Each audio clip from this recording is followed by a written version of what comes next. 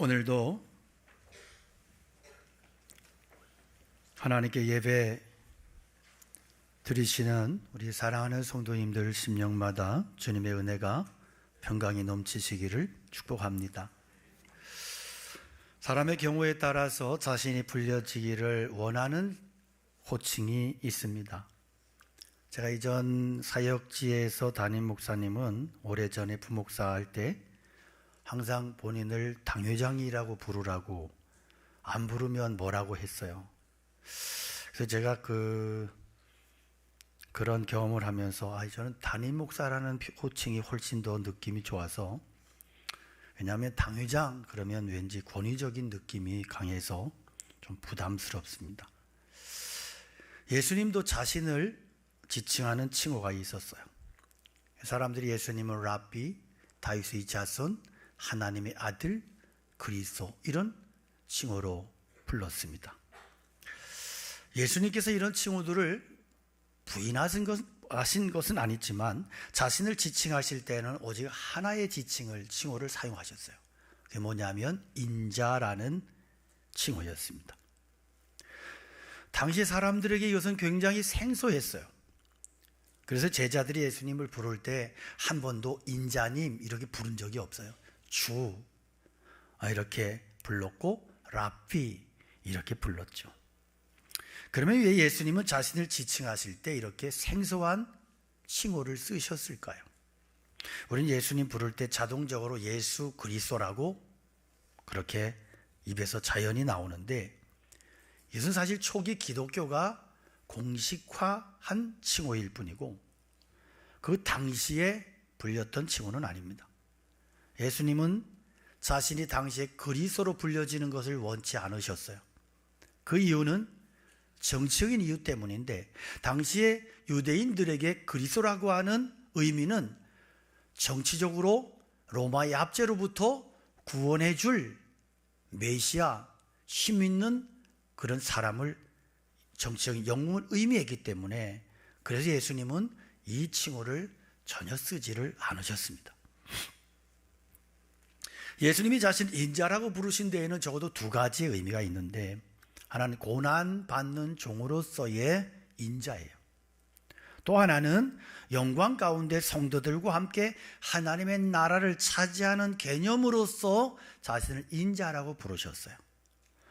이런 고난받는 종으로서 또 영광 가운데 성도들과 하나님의 나라를 차지한다는 의미로, 그럴 때만 예수님께서는 인자라는 표현을 쓰셨단 말이에요.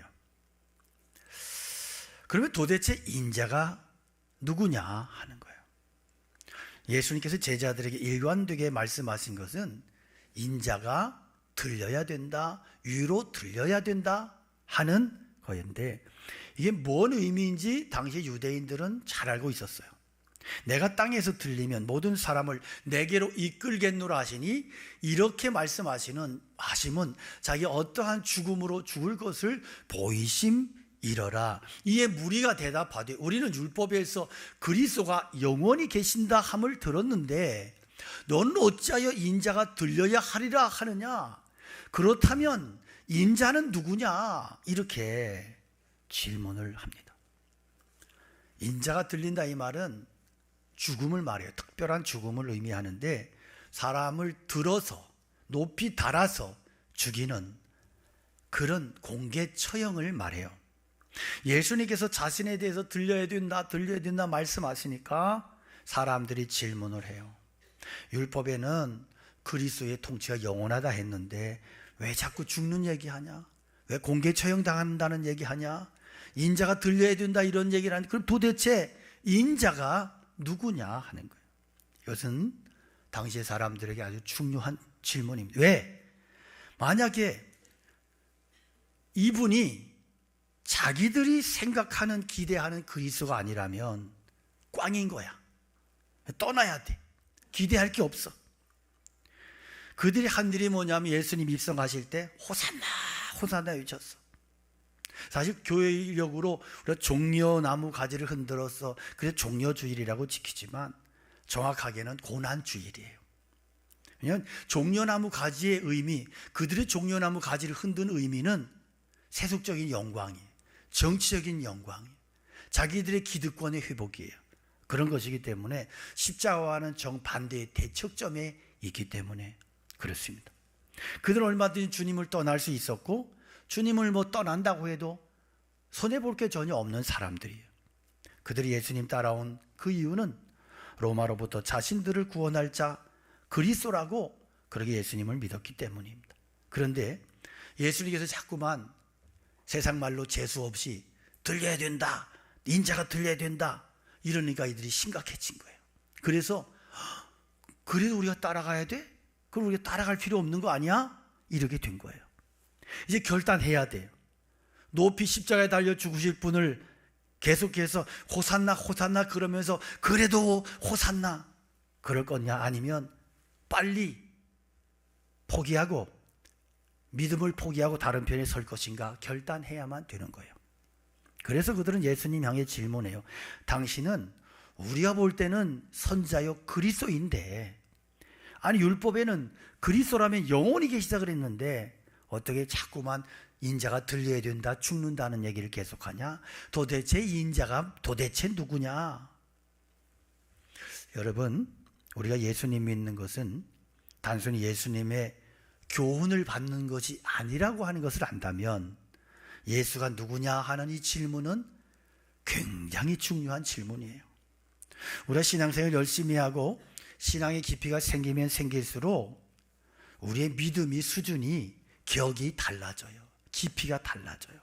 그래서 처음에는 그냥 복 좀 받아보겠다, 예수님 앞에 나와서 하나님 앞에 기도하면 뭔가 내 길이 열리고 자식들의 길도 열리고 출세할 거다, 이런 막 기대감과 이런 생각을 잔뜩 가지고 나오는데, 성령 받고 예수님을 인격적으로 제대로 만나고 십자가의 은혜를 경험하고 깊이 있는 신앙의 깊이의 경지에 들어가고 예수님이 나의 전부가 되고 그러는 순간에 완전히 폭삭 속았수다가 되는 거예요. 처음에 못 모르고 신앙생활 할 때는 그런 줄 알고 그거에 단 줄 알고, 그런데 예수님을 만날수록 이런 것들이 흐지부지해지고 예수님이 중요해지고 예수님이 전부가 되어지고 이런 과정으로 들어가는 거예요. 그래서 처음에는 사람들이 교회 나오면 뭔가 혈기가 있고 성격이 급하고 이런 사람들은 막 뭔가를 해요. 이것도 하고 저것도 하고 막 싸우고 하고 자기가 다 하려고 그러고 신앙생활 하면 화끈하게 해야지 저기 흐지부지하고 이러면서 혼자 막 돌아치고 소리를 지르고 그래요. 호산나 이래요. 그러나 이게 신앙의 본질이 아니더라. 본질이 그런 게 아니에요. 결국 예수님 앞에서 요구되는 것은 오직 하나예요. 그것은 예수님께 대한 온전한 신뢰의 전적인 의탁이에요. 내 모든 것, 주님이 너 생명 내놔. 그러면 네 주님, 제가 순종하겠습니다. 이게 신앙이라니까. 그래서 주님을 제대로 만나고 은혜 안에 들어가면 내 의지가 박살나고 내 고집이 박살나고 내 뜻이 박살나. 그리고 주님이 따라와 그러면 꼼짝 못하고 따라가고, 너도 나처럼 죽어 그러면 알았습니다. 십자가 달려 죽고, 이것이 진짜 신앙이란 말이에요. 이것이 내일부터 고난중한 특세가 시작이 돼요. 주제가 뭐예요? 주님 가신 그 길을 나도 따라갑니다. 한번 따라가겠습니다. 주님 가신 그 길을 저도 따라가겠습니다. 이게 신앙이라니까. 이게 기독교 신앙이고 믿음이라니까요. 특세가 날면 마귀가 떨어져요. 특세가 날아야 돼. 여러분, 고난주간은 감상에 젖어서 슬픈 마음으로 십자가를 쳐다보고 그런 기간이 아니고, 높이 달리셔서 저주받으시고 날 건져주신 인자이신 그리스도, 생명이신 그리스도의 은혜와 사랑을 내가 똑바로 기억하면서 나도 그분의 뒤를 따라가고 그분처럼 살아가기를, 그분 닮기를, 죽어도 그 은혜와 그 믿음을 까먹지 않는, 배신하지 않는 믿음을 구하면서 성령으로 살아가기를 결단하는 기간이에요. 여러분, 십자가의 요구는 철저한 순종과 헌신이에요. 그래서 여러분 안에 십자가의 신앙이 있는가 검증하는 게 뭐냐 하면, 어떤 요구를 받고 어떤 일을 만났을 때 그것을 내가 아멘, 그래요 주님, 순종하겠습니다, 이것이 없으면 그 사람 안에 십자가 없는 거예요. 그러니까 우리가 신앙생활을 한다고 이도저도 믿는다고 할 수 있어요. 그러나 믿음의 내용을 보면 너무너무 다른 거예요. 너무너무 다른 거. 기독교 신앙의 핵심은 순종이에요. 십자가의 죽음이에요. 거기에 무슨 내 의지가 있고 내 속상함이 있고 무슨 내 감정이 있고 내 주장이 거기에 뭐가 있어요? 여러분, 과연 여러분, 내가 가진 모든 재산과 직위를 주님이 원하신다 맡길 수 있겠어요? 모든 것 다 포기하고 그분을 따라갈 수 있겠어요? 의문이 들잖아요. 그럼 여기에서 어떤 질문이 나와야 돼요? 도대체 인자가 누구냐? 도대체 그분이 누군데 나에게 이런 것을 요구하시고 내가 그런 것을 요구할 때 내가 어떻게 주저없이 따라갈 수 있을까? 오늘 본문에 보면 주저하는 여러 사람들에 대한 말씀이 나와요. 그러나 관리 중에도 그를 믿는 자가 많되 바리새인들 때문에 드러나게 말하지 못하니 이는 출교를 당할까 두려워함이라. 그들은 하나님의 영광을 사람의 영광보다 더 사랑하였더라. 우리 사회에서 있을 수 없는 일이에요. 우리 사회는 뭐 예수 믿는다고 직책을 빼앗깁니까? 재산을 잃습니까? 쫓겨납니까? 그러나 당신은 그랬어요. 당신은 예수님을 고백하는 순간 유대교에서 출교당하고 재산 다 뺏기고, 그러니까 가진 거 다 뺏기고 다 쫓겨나고 이런 기가 막힌 비참한 상황이 되니까 어떤 현상이 일어나요? 많이 가질수록 믿음을 고백할 수 없는 거예요. 왜? 다 뺏기니까. 그래서 관리 중에 믿는 자가 많았지만 믿음을 고백하지 못해. 그런데 오늘 성경이 거기에 대한 정답지를 제시하는데, 왜 그랬을까? 왜 그렇게밖에 못했을까? 왜 그렇게 비겁해졌을까? 그들은 하나님의 영광보다 사람의 영광을 더 사랑했기 때문이래요. 오늘 우리의 신앙은 검증되지 않았어요. 여러분, 우리가 언제 그리스도를 위해 시련받고 가진 것 빼앗기고 손해봤어요? 언제 예수님 때문에 패가 망신해봤어요? 여기 그래서 중요한 질문이 뭐냐? 그렇다면 이분이 도대체 누군데 나에게 이런 것까지 요구하시느냐? 이분이 누군데 어떤 사람은 그렇게 모든 재산도 생명도 다 내어놓고 그분을 따라갔을까? 이런 의문이 우리에게 들잖아요. 그래서 우리가 예수님이 누구신지를 정확하게 모르면 믿음이 생기지 않아요. 아니, 믿음이 생겨봤자 잘못된 믿음일 뿐이에요. 예수 그리스도가 누구시냐? 도대체 이분이 누구시냐? 이것이 분명하지 못하면 우리의 믿음도 잘못될 수밖에 없는 거죠. 여러분, 이 질문에 뭐라고 대답하시겠어요? 다른 사람들로부터 들은 거 말고 내 자신의 입으로 주님께 고백할 수 있는 게 뭘까? 과연 여러분 어떤 신앙 고백적인 그런 내용을 가지고 여기에 나오셨어요? 내가 믿는 예수, 인자 되신 그리스도, 그분은 나에게 어떤 의미냐 하는 거예요. 기독교 신앙에서 가장 중요한 부분이 바로 신앙을 고백하는 거예요. 근데 고백적인 신앙은 배워서 되지 않아. 이 고백적인 신앙이 우리에게 들어오기까지 어떤 시기가 있는데, 그것은 바로 내가 하나님 앞에서 철저한 죄인됨을 깨닫고 내가 거룩하신 하나님 앞에서 얼마나 무서운 죄인인가 이것을 깨닫고 알게 될 때, 그 전에는요 다 자기 잘난 맛에 살아요. 신앙생활을 한다고 하지만 그러나 예수님을 제대로 믿는가 또 다른 문제일 수 있어요. 신앙생활하면 저는 이전에도 보면 은혜 받았다고 그리고 신나게 가서 주차장에서 보니까 싸우더라고. 그런 거 보면서 별 수 없는 죄인들, 그런 생각 드는 거예요. 아직도 내 혈기로 살고 자존심이 세가지고 뭔가 주님이 뭔가를 요구하시면 기분부터 상하고, 이게 무슨 예수 믿는 거예요.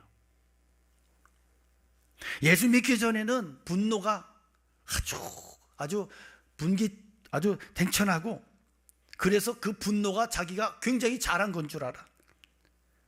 그래서 죄를 책망받고 뭔가 자존심 조금 상하면 뛰쳐나가고, 어떤 사람들은 그래서 자기 죄를 지적받으면 교회를 옮기고, 우리 주변에 사람 참 좋은데 하나님에 대해서 무서운 분노로 가득 차 있는 사람들 많아요.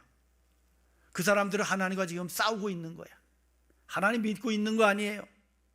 이 싸움이 언제 끝나느냐? 십자가를 제대로 만날 때, 십자가에서 예수님을 만날 때 이 싸움이 끝나는 거예요.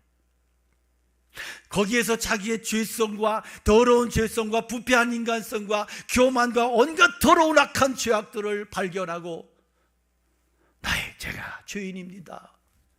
이 부정한 죄인 어떻게 해? 하나님 어떻게 해요? 거기에서 끝나는 거예요, 그 싸움이요. 그래서 정치인들 별로 안 좋아해요. 정치인들 보면 맨날 상대방 향해서 잘못했대. 지는 잘못이 없대. 거기에 무슨 예수님이 들어갈 자리가 있어요. 예수님이. 그러니까 저는 뭐 선거철 이럴 때도 인사하러 오는 거 저는 진짜 싫어요. 안 왔으면 좋겠어요. 그분들이 변화받으러 오겠습니까? 표 때문에 오지.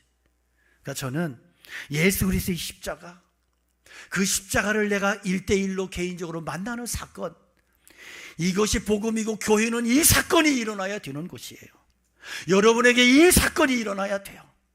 그래서 주님의 십자가 앞에서 어떻게 해요? 주님, 내가 아직까지도 이렇게 몹쓸 죄인입니다. 아직까지도 내가 분노로 살고 내가 자존심 하나 살리겠다고 이 짓 하고 있습니다. 통곡을 하고 가슴을 치는 장소가 이 은혜의 채플이 돼야 되는 거예요. 이사야 6장을 보면 이사야 선지자가 성전에서 하나님의 영광을 목격해요. 주님께서 높이 들린 보좌에 앉으셨는데 그의 옷자락이 주의 성전에 가득했어요. 천사들이 이분의 거룩하심을 찬양할 때 문지방의 터가 흔들리고, 그리고 거룩한 영광이 주의 성전에 가득했어요. 주께서 높은 보좌에 앉으셨는데 그 옷자락이 성전에 가득하도다. 천사들이 모여서 서로 창화하여 외치니 그 소리는 성전에 가득하도다. 거룩하다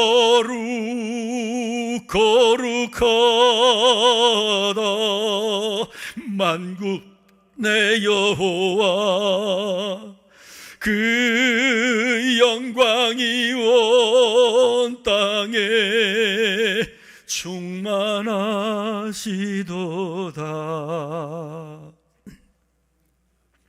이사야 선지자가요, 주님의 성전에서, 주님의 존전 앞에서 영광이 충만할 때 자기의 모습을 보는 거예요. 너무 더럽고 형편없는 내 모습을 보는 거예요. 성령의 충만한 은혜 임재에서 그 은혜를 경험할 때 하나님께서 가장 먼저 보여주시는 게 뭔지 아세요?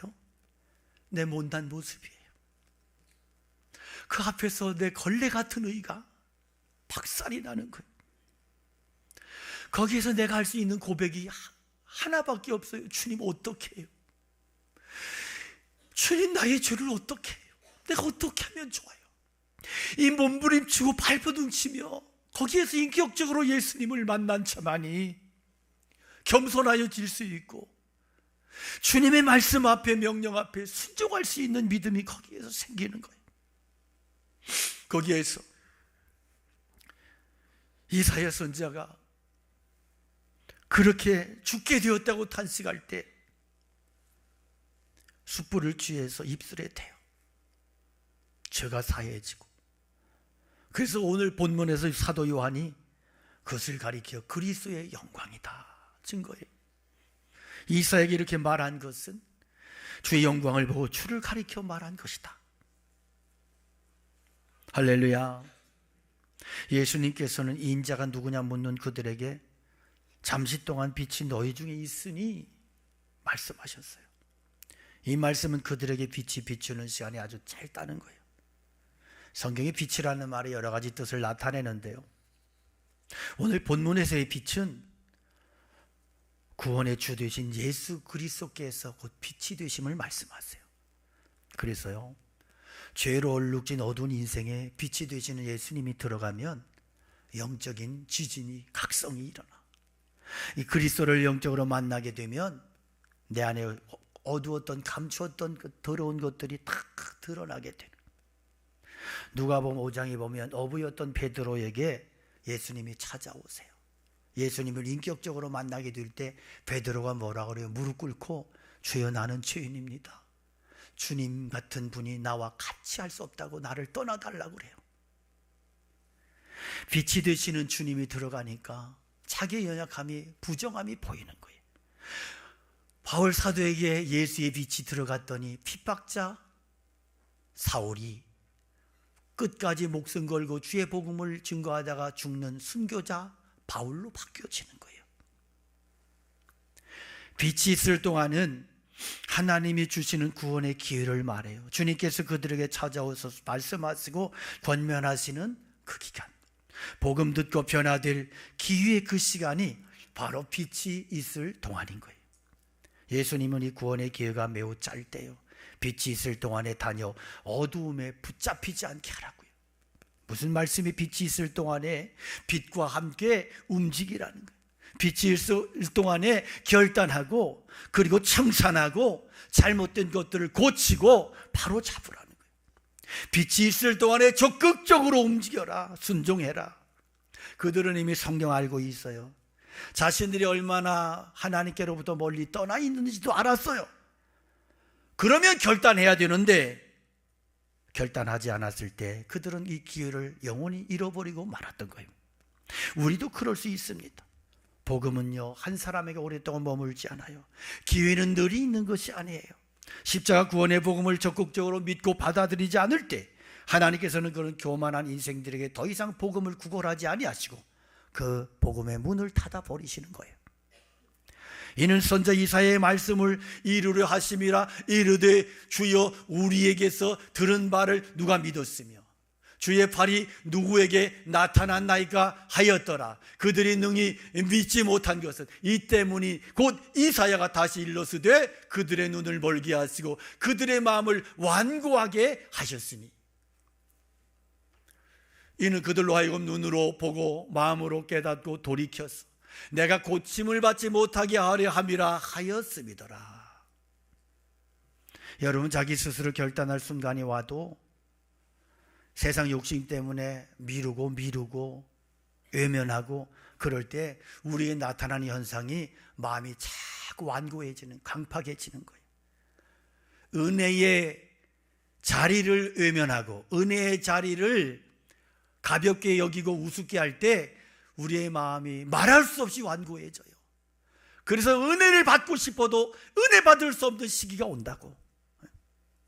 그들이 어디까지 완악해지고 맹인이 되었느냐? 아무리 기적을 경험해도 돌이킬 수 없는 상태까지 갔어요. 아무리 하나님의 말씀을 들어도 소용이 없어. 능력을 경험해도 변하지 않아. 마음이 강팍해지고 완악해져 버렸어. 여러분, 이런 모습 보면서 우리가 두려워해야 되는 거예요. 여러분 가운데 교회를 오래 다녔지만 옛날에는 은혜도 있고 그 눈물 흘리며 기도도 했는데 지금 아무런 감정도 없어, 아무런 반응도 없어, 아무런 느낌도 없다면 여러분 두려워하셔야 돼요. 나는 망해가고 있는 거 아닌가? 내가 지금 망한 상태는 아닌가? 은혜를 구하십시오. 주님의 은혜를 구하십시오. 은혜 없이는 살 수 없어요. 은혜 아니면 살아갈 수가 없네. 호흡마저도 다 주의 것이니 세상 평안과 위로 내게 없어도 예수, 오직 예수뿐이네. 할렐루야. 예수밖에 없어. 예수님밖에. 결국 우리를 돌이키고 회개하게 만드는 것은요, 하나님의 은혜예요. 그래서 제가 그 공간을 위해서 기도하면서 이 공간을 어떻게 이름을 지을까 나름대로 고민하다가 이곳은 은혜의 채플이에요.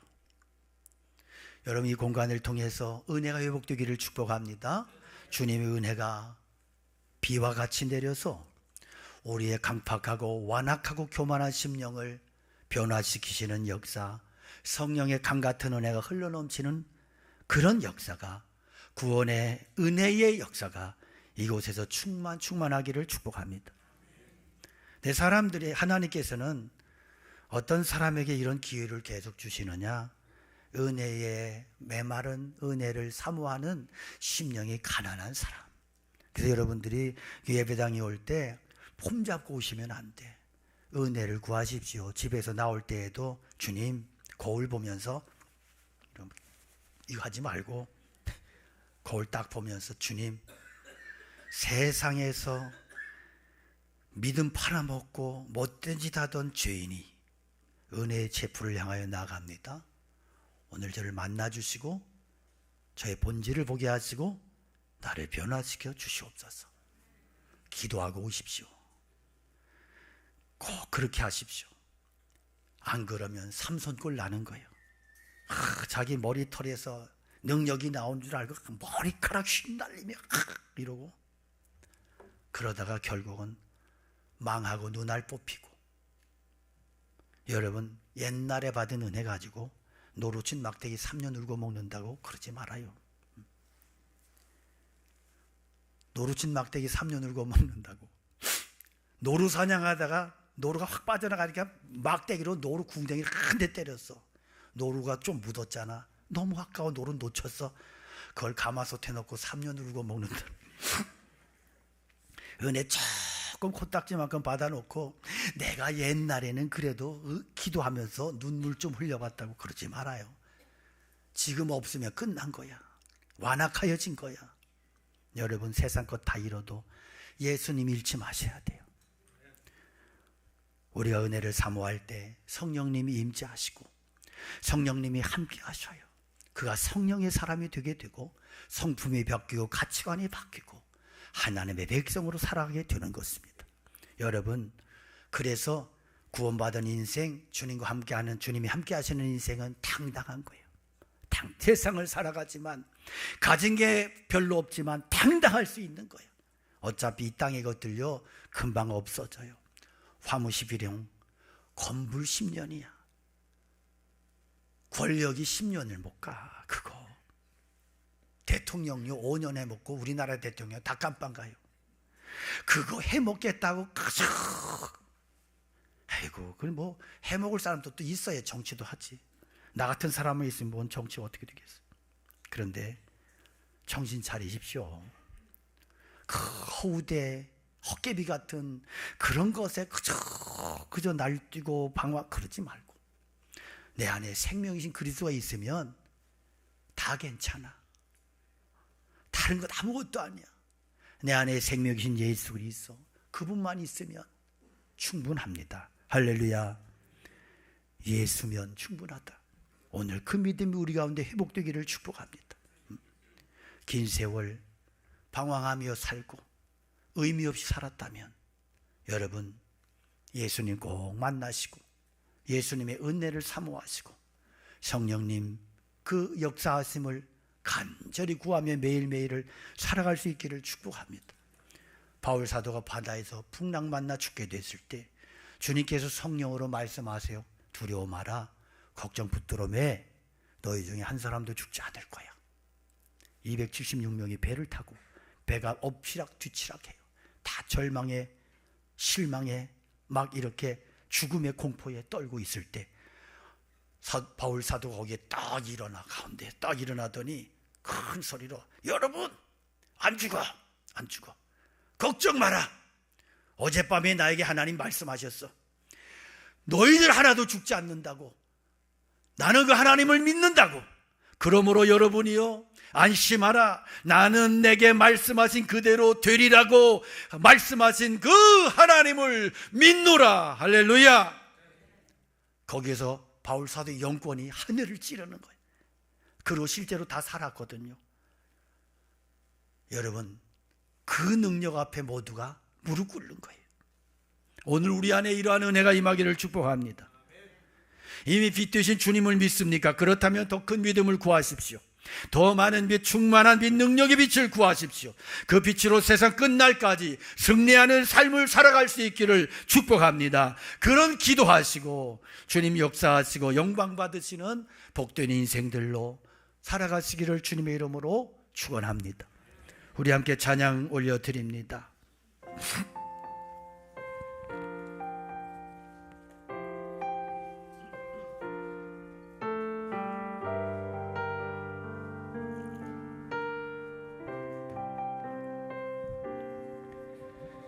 은혜로 날 보듬으시고 사랑으로 품어주셔도 내 마음 한 자락도 지키지 못하는 이 모습 부끄럽습니다. 따스한 곁을 내어주시 주님 앞에 나갑니다. 주님 앞에 나갑니다. 표현 못할 긍휼로 불 붙드시는 주 이름만 바라봅니다. 매일 마주한 슬픔을 견뎌나가며 주 예수의 마음을 닮아가네. 두려운 걸음마다 주가 동행하니 의지하며 오늘을 건네. 주의 신실한 소망을 오 주님 깊이 담으며 주 예수의 풍요를 세워가네. 하나님의 자녀 명예 지켜가며 거친 삶을 주께 드리. 오늘 말씀을 기억하며 우리 주님 이름 간절히 기도합니다. 주여 아버지 하나님, 오 주님 아버지 하나님, 오늘 우리의 심령에 진실한 믿음을 회복시켜 주시고 사람의 영광보다 하나님의 영광을 사랑할 수 있는, 나의 명예보다 십자가를 사랑하고 자랑할 수 있는 그런 믿음을 허락하여 주셔서 주님이 함께 하시는 성령님의 임재와 역사와 축복을 나의 삶을 통하여 누리며 살아가는 하나님의 걸어간 종들로 저희를 세워주시옵소서. 저희들의 믿음을 축복하여 주시옵소서. 우리 안에 빛을 허락하여 주시옵소서. 빛으로 충만케 하여 주시옵소서. 그 생명의 능력으로 세상을 승리하는 하나님의 거룩한 종들로 세워주시옵소서. 하나님 아버지, 오늘도 저희를 사랑해 주신 그 크신 사랑을 힘입은 하나님의 백성들이 주님의 전에 나와 예배드리며 주님의 은혜를 기억하며 감사하며 그리고 더 크신 그 은혜를 구하며 하나님 앞에 예배드릴 수 있는 귀한 복을 누리게 하시니 감사합니다. 하나님, 오늘 우리가 십자가에 들리신 예수 그리스도, 그래서 그 저주값을 치르시고 죄값을 치르시고 나를 구원하신 생명이신 그리스도를 나의 중심에 빛으로 모시고 살게 하시고 빛의 아들로 이 세상을 살아갈 수 있도록 저희들의 믿음을 축복하여 주시옵소서. 오직 성령 안에서만이 이 은혜를, 이 승리를, 이 축복을 누릴 수 있음을 기억하며 매일매일의 삶의 성령님의 은혜를 구하며 날마다 십자가의 그 은혜와 감격과 능력 가운데 살아가는 우리 모두가 되게 하여 주시옵소서. 내일 새벽부터 시작되는 고난주간 특별 새벽 기도회를 통해서 주님을 온전히 따라갈 수 있는 믿음을 우리들에게 허락하여 주시고 그 깊은 큰 은혜와 감격을 함께 누리며 승리하는 사랑하는 광복교회 공동체로 저희를 세워주시고 축복하여 주시옵소서. 이제는 우리 주 예수 그리스도의 은혜와 하나님 아버지 큰 사랑하심과 성령님의 감동 감화 역사 축복하심이 주의 말씀을 듣고 결단하며 세상을 향해 나가는 사랑하는 성도들과 속한 가정 위에, 교회 위에, 이 나라의 민족 세계 열방 선교지 그 나라들 위해 영원토록 함께 계시옵기를 간절히 축원하옵나이다. 아멘.